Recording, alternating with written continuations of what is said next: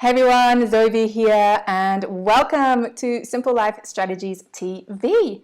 Today I have with me Denise Duffield Thomas, or DDT as she's affectionately known.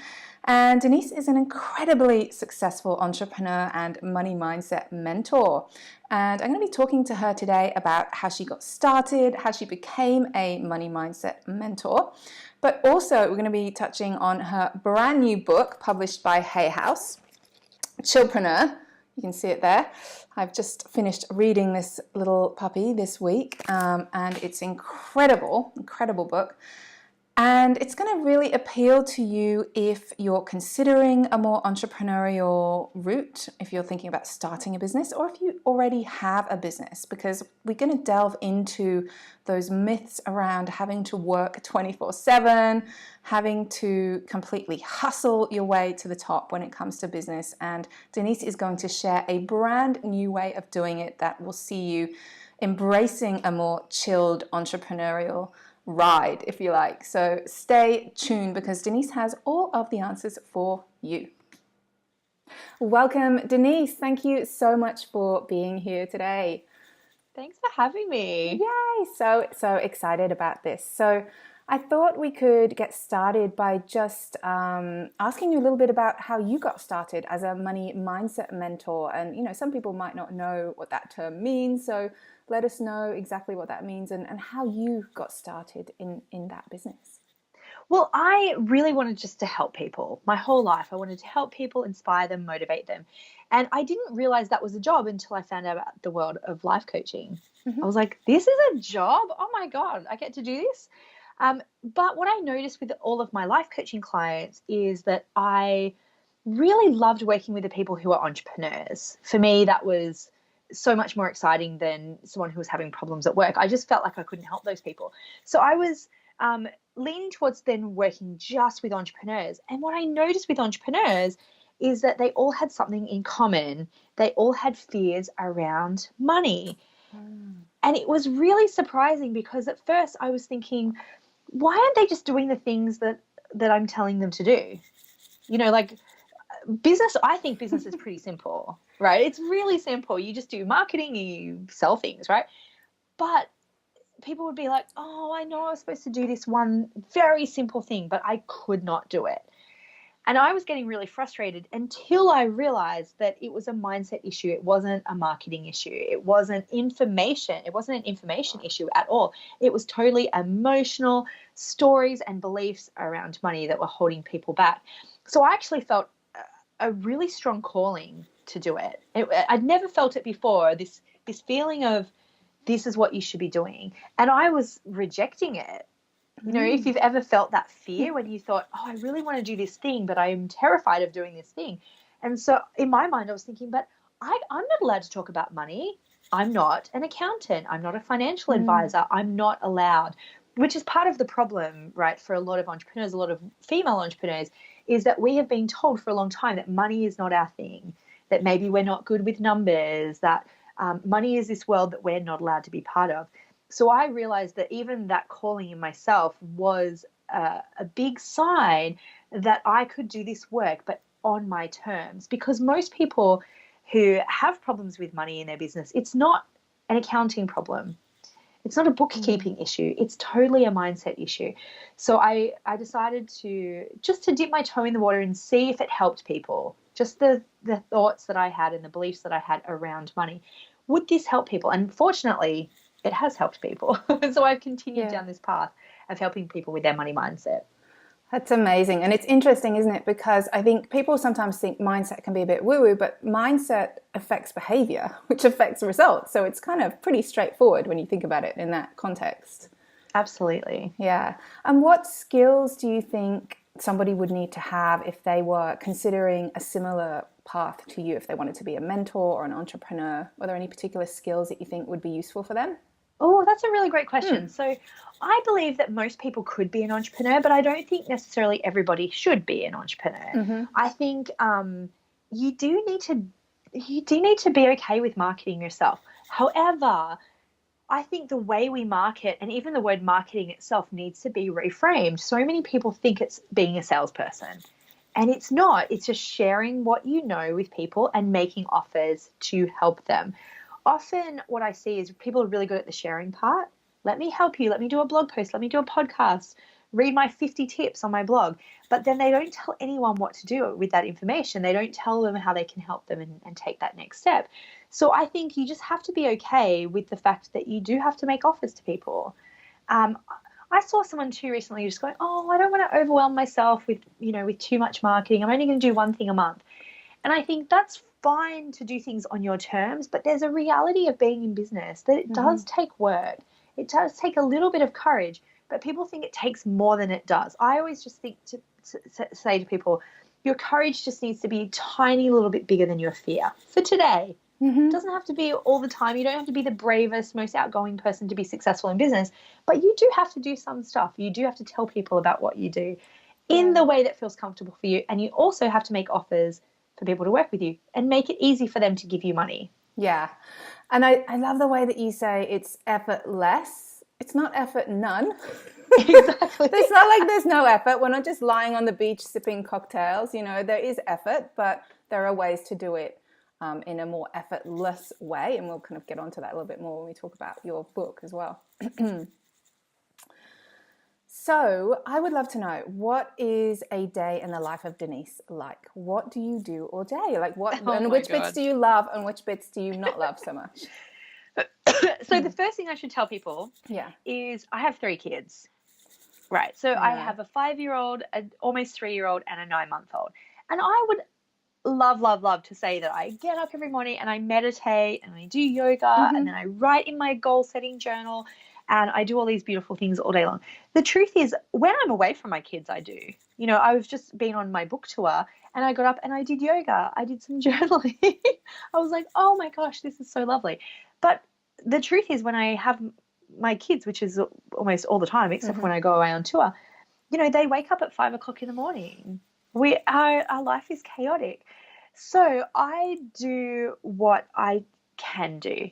And for this season in my life, I can share on social media. I can tell people about what I do. And then I also try and carve out time for projects that I'm working on. So right after I speak to you, I'm speaking to my book coach to start working on my next book. And this morning I had a live 90-minute webinar with my customers who've just recently joined my Sacred Money Archetypes course. And then I'm going to the physio. So that's a pretty much an average day for me. I'll have usually an interview. There'll be some part of teaching. I'll be on social media. And then there's usually some self-care stuff. And then there's a lot of kid stuff as well. Yeah. Yeah. And would you say you've got to the point where you outsource the bits you don't enjoy? Mostly, absolutely. So in my business, I'm a teacher. That's pretty much it. So I do interviews like this, and I show up and I talk about my work.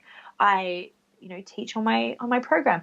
Logistics and behind the scenes stuff, I'm not really across anymore. Like I can't do it. I don't have the energy to do it. And I think about the things that only I can do in my business. If you showed up for this interview and it was someone else, I was like, I've outsourced it to like my husband. You would be weirded out by that. Like, that would not work. So this is my job, is to shop and do this. But almost everything else in my business can be outsourced to somebody else. And so that's what I try and do. It doesn't mean that I, absolutely love absolutely everything in my business, because, there's times where I'm like, oh, I've committed to these things. I would love to just have a day where I just sit and read. And sometimes I do have a day when I just sit and read. But again, effort less, not effort none. Yeah, I love that. I love that saying. So good. So let's switch gears a little bit and talk about Chillpreneur. Yay. So exciting. And this book really, really resonated with me personally, because I actually went through burnout period myself about, it was quite a while ago now, a number of years ago now, but I was in that typical cycle of hustling and working 24/7 and not listening to my body. And eventually I burned out, and it really caused me to reevaluate, the way that I wanted to do business and what was important to me. And for me, I realized that I wanted, a lifestyle business. I wanted to be able to get paid well, yes, But I also wanted to have time to be able to do the things that I wanted to do. I didn't want to be up working all night. And, I'm actually an early bird. So I'll happily get up at 4 a.m. I can't work at night at all, but I'll get up at 4 a.m. So I had that realization. And I think, that's why the book really resonated with me. I'd love to hear what motivated you to, come up with this idea of chillpreneur and this more chilled out way of working. Yes. Well, it's funny because the cover is a lady on the beach with a laptop, right? And that's almost, for me, I say to people, that's not what a chillpreneur is about. Mm-hmm. It's about finding your path of least resistance, because I was so sick of these lists of 10 things you must do if you want to be a successful entrepreneur. And it was so prescriptive. And it's like, well, some people work better at 3 o'clock in the morning, and some people need to have 10 hours sleep, and some people can survive on 2. And, there are no rules to success, but we've been trying to fit ourselves in these boxes of it must be like this. And so then, people have sort of gone, well, I'm an introvert. I don't like doing this. How do I do it? Or I have kids, or, I have a chronic illness, or I just don't want to work like that. Or I want to work at home. I want to work in a co-working space. There are no rules to being successful in business. The other thing, motivation for me writing it, is for years people have asked me for business advice, or asked me what I do in my business. And I've been really reluctant to tell people, oh, well, this is what system I use, or this is how my team structure is, because I didn't have the words to then have a disclaimer on that and say, but this works for me. This works for my preferences and my strengths and my personality. It might not work for you. So for years I was kind of frustrated going, well, it's irrelevant. Why do you need to know that? And so I needed to write a book that talks about it and says, no, you need to do the internal work, and you need to know what works for you, and then build your business around that, because we're all different. I've had some amazing mentors. I've done some amazing courses, but you can't really get a perfect business for you until you do that inner work. Yeah, that makes a lot of sense. And it's frustrating because there's so much cookie cutter advice out there that, there's this magical one path that you can take, when in reality, as you say, we're all so different. So what might work for me might not work for you, and then, vice versa. And it's about finding that, it's really about self-awareness, isn't it? Understanding who you are. Absolutely. Yeah. And giving yourself permission for you to be how you are. Yeah. That's the big one. I see a lot of people beat themselves up over traits that with just a few mindset shifts can actually be your gold, your gifts. And then I think a lot of the time your true gifts are sometimes suppressed because as a kid you were told not to be like that. And I find that a lot of people actually completely flip their businesses around when they start really looking at what their true personality is, because we've been told that those things are a negative rather than a positive. Yeah, that makes so much sense. And can I give you an example? Yeah, go for it. Because this is a really perfect example. I meet a lot of entrepreneurs who are ideas people. And they've been told for a long time that they're flakes. Right. That they just need to finish things and pick an idea and stick with it. But what if their superpower is ideas? What if their superpower is helping other people come up with ideas? Because we all think that what is easy for us is easy for everybody. Or we discount it because it's obvious, or, well, that's just how I am, or that's just, that's easy. Nobody would pay for that. But that's not true. If you're an ideas person in business, you don't learn to become a finisher. You hire finishers in your business. And then you put yourself in a place where you can generate ideas all day long, because not everyone has that ability. And I've actually hired people who just help me brainstorm something. Like I've hired people to help me come up with an idea for a program. That's it. Help me come up with a program name. And so many of us who are ideas people, we don't think that's a skill. We actually think that that's just us being flakes, or, not finishing things or whatever. But what if you could just live in that? So that's just one example. And then the opposite is true too. There are people who are happy behind the scenes, and that's their gift as well. And they've been told by very well-meaning people, you just have to get yourself out there, get on camera, get on video, be a celebrity in your field. And it's like, well, that might not be their thing either. And that's a very highly in-demand skill, particularly by the people who can't finish stuff. So, yeah, it's all about finding your little puzzle piece and then making sure that everything around you is designed that is a positive, not a negative. Yeah. And I think just to touch on what you said there, a really important piece of that is don't bother with your weaknesses. Leave your weaknesses alone, stick to your strengths. Outsource them, eliminate them, or delegate them. I actually think we sometimes get too caught up in outsourcing, where we can actually probably let go of things and eliminate them altogether. And I can give you an example of this too. Sometimes when we start in business, we want to serve everybody and we want to do lots of things. And sometimes you outgrow services in your business, or you don't want to do them anymore, or it doesn't work for you anymore. And often people feel guilty about letting those things go. So rather than, like adding more team members to help you do the things that you hate in your business, what if you just let them go completely?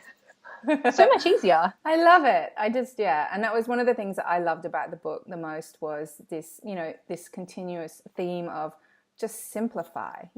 Why complicate things? Just eliminate things if you're not enjoying them.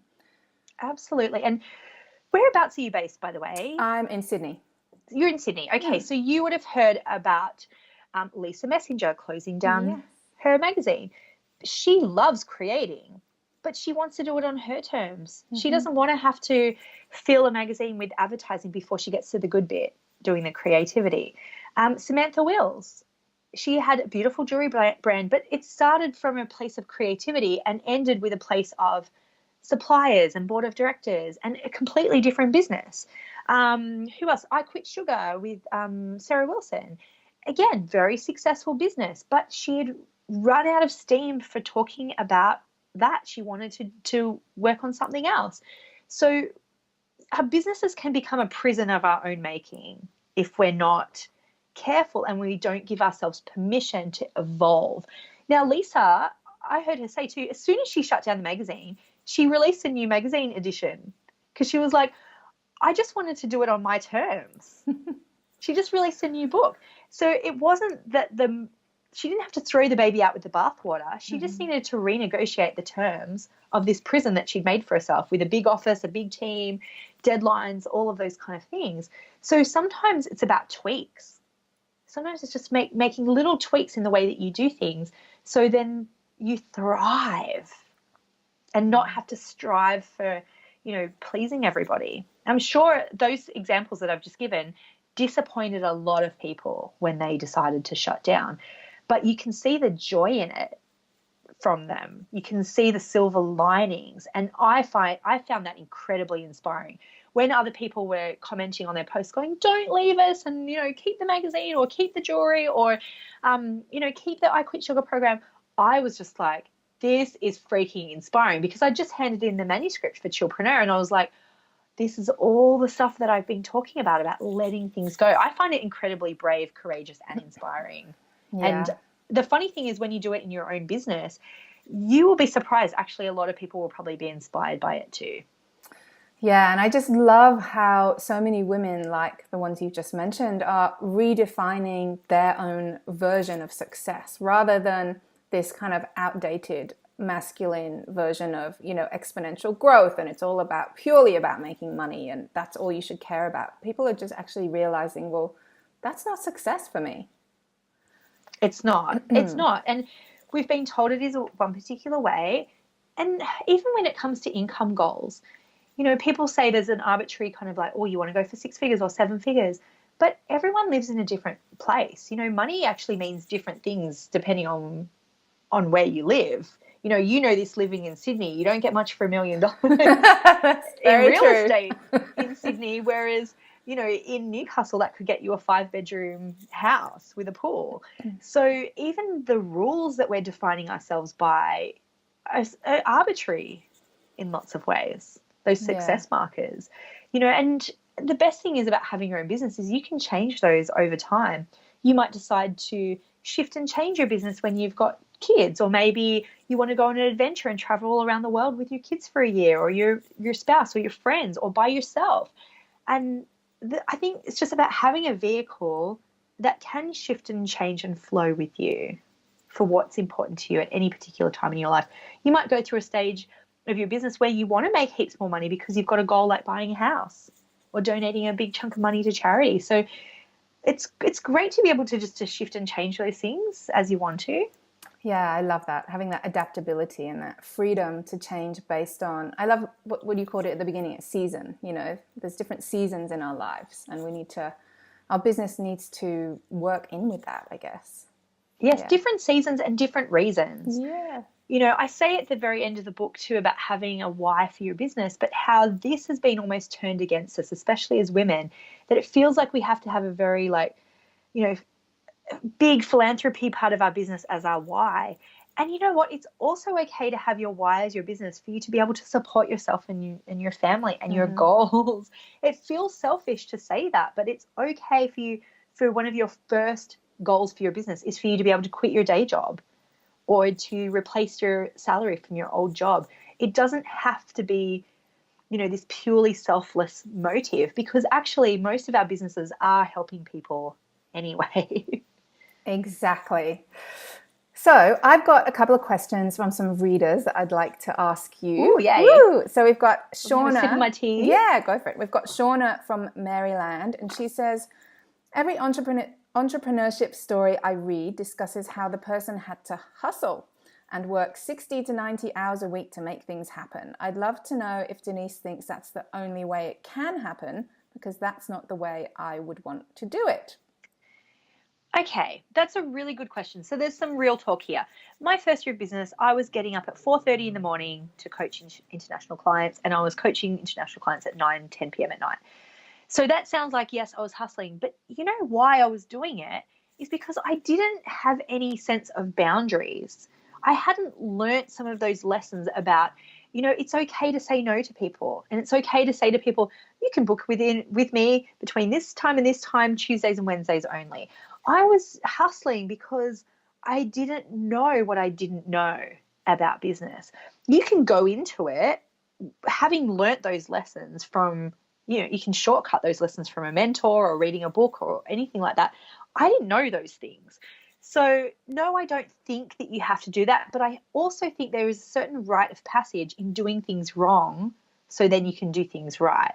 And most of us go through that not because that's what it takes, the hustling, it's just because we don't know any better. Yeah, that makes sense, because it's almost like there does seem to be this rite of passage that you have to work especially hard at the beginning, and then once you're, so far down the track, then you can back off and, tailor things your way. Do you think people can do it right from the beginning? I do. Yeah. However, the thing that most people don't do is that they're not consistent. Right. So I talk about in the book about how the first year of your business, no, it's not even the first year of your business, the first period of your business, the first level to unlock is your apprenticeship period. But no one tells you how long that is. So if someone said to you, you're going to have to do 100 clients before you feel ready to go to the next level, at least you would know. But some people don't learn those lessons. Some people are still like, I had a friend who saw 1,000 clients a year, and she still didn't learn the lessons of boundaries. So she might have had to go have 2,000 clients before she learned that. Some other people might learn that lesson after 10 clients. So it's almost irrelevant to compare your lesson to other people, because some people say to me, well, how long did it take you to get to 6 figures? I can tell you the length, but that's irrelevant, because what would be better probably is to find out, well, how many social media messages did I make? How many offers did I make? How many newsletters did I send out? How many blog posts did I do? Because the consistency is more relevant than the length of time. Because some people have been in business 10 years and they've done nothing, or they send out a newsletter and then they don't send one out for 3 months. So it's the consistency that builds it, and it's the learning and growing from that consistency is what makes the difference, not the length of time. Yeah, that's a really interesting way of looking at it. I never thought to look at it in that way, but it does make sense. We need to learn. I love that apprenticeship period idea, because you're right. Why would we know right at the beginning exactly what's going to work? And we're figuring it out. That's the whole point of that period, is to figure out who we are, which bits we love, which bits we don't love. So exactly. When I was younger, my mum would say, how many kids do you want? Pardon me. I'd always say, oh, I think I'd like, 3 or 4. And she said, start with 1 and see if you like it. Right? And that's my business message to people. People go, oh, I don't know what to do, this, and this. I go get a client, see if you like it, and tweak accordingly. Because otherwise, if you don't make those shifts and changes each time, because you might have a client and go, you know what, I actually don't like working on that particular topic. Someone mentioned to me the other day, she goes, she's a health coach, and she's like, I really don't like working with the diabetes clients. That's not my thing. So I was like, let go of it, because she was like, oh, maybe I could do this, this, and this. She was trying to tweak it and massage it. And I was like, well, you've got to learn from that, because otherwise you could be doing that for 5 years and still not learn from it. I had a friend who, she was a dietitian and she did massage, and she would complain about her hands, and she'd be like, I just need to get this proper oil, and maybe I need to get this tool. I'm like, maybe you just need to stop doing massage. Like learn from that. You might decide after a couple of clients that you're undercharging. Well, don't undercharge for the next 5 years. Make a change. Nobody's going to tell you when you can increase your prices. It's not like old jobs where you had a salary review once a year. You can change every couple of clients if you want. If you realize that you're undercharging, make the change for your next client. Don't wait for permission. Yeah, it's like, it reminds me of that quote by Albert Einstein where he says, we're boxed in by the boundary conditions of our thinking. It's almost like we're our own worst enemy. And I've seen this in myself. You create all these rules about how you have to do things, but you forget that you can break the rules. You can change them. You totally break the rules. That's why you're in business. They're your rules. So, exactly. Well, when I realized, I was like, why am I getting up at 4:30 in the morning for international clients? Because someone said to me, she goes, she was in London, opposite side of the world for me. She goes, oh, I don't like doing calls after 5 p.m. So in my mind, I was like, oh, well, I have to serve that. Instead of just saying, well, you know what? I start work at 9 o'clock here. That's my working time. So there's plenty of other coaches that person can go to. We just feel like we have to catch every single one or we're going to miss out. There's a very scarcity thinking sometimes about creating your business the way you want, because you feel that not everyone's going to like it. Guess what? Spoiler alert, not everyone will like it. But you'll be happier, you'll be able to give more, and then that will be more attractive to your clients as well. Yeah, and I can see how all of this is coming back to mindset. And overwhelm was one of the things that I wanted to ask you about, but based on what we've just talked about, it's almost like part of the root cause of overwhelm is trying to be perfect before you take action. And I love that saying, you have progress over perfection. Yes, Marie Forleo talks about that. And she's very much about that, just getting to action, because you can shift and change things. But also, some things can never be perfect. Like courses are never perfect. I'm actually a mentor in Marie Forleo's B School program this year. Oh, wow. And there are still mistakes in B School. She's done it for 10 years, and people, will find something and they'll go, oh, you've mentioned this in a PDF. Yeah. And they're like, oh, we didn't fix that from last time. The Chillpreneur went through 5 different proofreaders. I picked up a mistake when I did the audiobook of it. So websites are never perfect. Websites are always works in progress. So if you're waiting for perfection, you don't have a business and you'll never have a business. So you kind of just have to move forward anyway and realize you can tweak as you go, and that's okay too. And most people want your usefulness. They don't want your perfection. Yeah. Yeah, that makes perfect sense. All right, one more question from somebody who wrote in. So we have Nadine from Jamaica.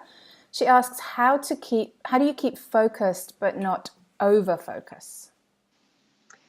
Ooh, I think that's a perfectionist question, don't you? Yeah. I think that's a perfectionist question. I think something simple that I do is actually, I even did it this morning, so I'll see if I can find it. I create 3 lists when I think about my to-dos. I actually don't even do a ton of to-do lists. It's as simple as this: now, next, later. Now, next, later. I love that. And it's just because sometimes you've got ideas and you feel like you need to do them all now.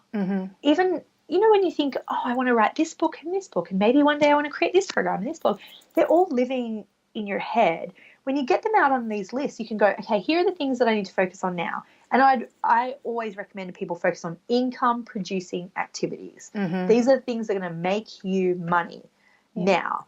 Then you've got your next. Here are some things that I think I could do in the next couple of months or sometime later this year. And then always have a list that says later, because this is where you park things that are very nice to have, but maybe you'll never do them, or maybe it's sometime in the future when your business is making money, you can do those things. Yeah, so I feel like I've gotten to the stage now where I can release the reins a little bit. I can work on some of my ideas that have been there for a couple of years. But I think at the start of your business, you do have to be focused on what's going to drive my business forward now.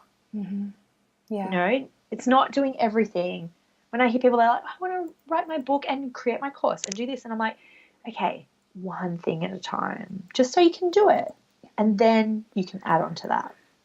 Yeah, I love that. And it's just, it all comes back to that same theme of just simplifying that is in the book. So where can everybody pick up a copy of this incredible book? Yes. So if you go to like Amazon, Barnes & Noble, in Australia it's in Big W and most of the normal bookstores. The other thing that I love is when people send me pictures of them with the book or where you're finding the book. I think that's really fun. Yeah. If you can, it's even more fun if you can recreate the picture on the cover, because I think that's just hilarious. So people send me pictures of them doing that. So it's available everywhere. Yeah, exactly. It's available in hardback, paperback, Kindle, audio. Just get it in whatever medium suits you. Some people have actually been getting it in 2 mediums. They've been listening to it and then they've been getting a paper copy to make notes on it. Yeah. So it's totally up to you how you get it, the information. But it's an easy read book. But I really hope it's just opening up this conversation that there are no rules. You can totally create it how you like to create it. Yeah, and I mean it's such an important message. It really is. I think you're completely right in that there is this sort of old way of doing things, and I think we're on the verge of a completely new way of doing business, especially, and I think this book is going to go a long way to support that. Thank you, and thanks for helping me spread the word. My pleasure. Thank you so much, Denise. That's been incredible, so much value. So everybody, thank you for watching. I'd love to hear from you in the comments. How might you make your business more chilled? Let me know. And if you'd like to watch more interviews like this one, feel free to sign up to simplelifestrategies.com. All right, everybody. Thank you again for watching. Thanks again, Denise. Thanks, Zoe everybody. B. And this has been Simple Life Strategies TV, and I will catch you next time.